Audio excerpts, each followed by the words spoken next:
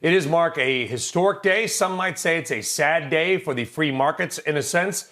What do you make of the Fed's actions? And do you think that this has been part of the rally that we have seen the last couple of weeks? Good morning, Brian. It's good to see you back. I think that this is why the market has been up. And if they didn't follow through at this point, it would have been a real setback. This is a Fed rally. This is not an earnings rally. It's not a COVID-19 recovery rally. This is all about the Fed. So them in the bond market is setting a floor. It not only salvaged what we saw, some carnage in the bond market. On the municipal side, we even saw it there. So when they stepped in, when they said they were going to start buying, that's what set the floor on the market, both for not only bonds, but also for stocks. So it's good they're following through today. Yeah, and listen, with all due respect to all the other coverage out there, it's been a lot of talk about the, quote, reopening rally. I think if it was a reopening rally, it would have been a lot more targeted to the companies that might actually benefit from the reopening. That is not what we have seen, Mark. Right. It's been a bifurcated market, and that's what concerns me going forward.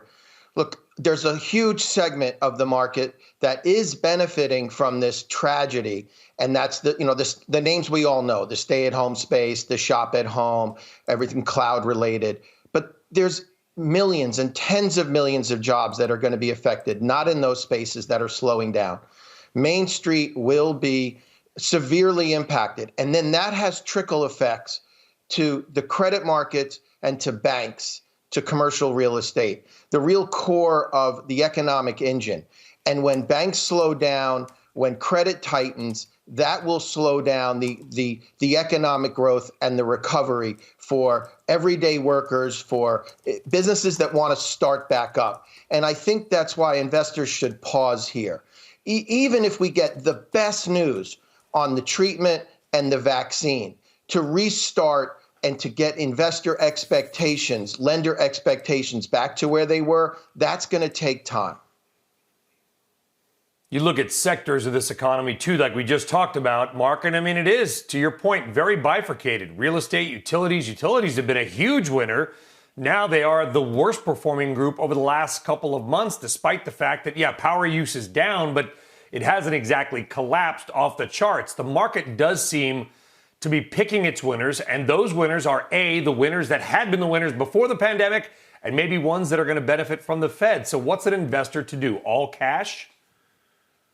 That's the tough question. I think the first thing you do is don't get out over your skis and change your risk tolerance because you see the NASDAQ 100 soaring to new heights. On the other hand, this is what makes it so difficult. The valuations of banks, even though we think there's going to be trouble ahead in the financial sector, on a valuation basis, they're certainly trading more reasonable. So I think very broad diversification is the key, but I would caution investors about the risk profile. There's nothing wrong with not being greedy. Greed eventually replaces fear for investors. And that's the real enemy right now. If you're sitting on a retirement plan, include tech. They're going to continue to run. Don't ignore the other sectors, though, and overweight into just the NASDAQ 100 and what's been working. The market's too broad for that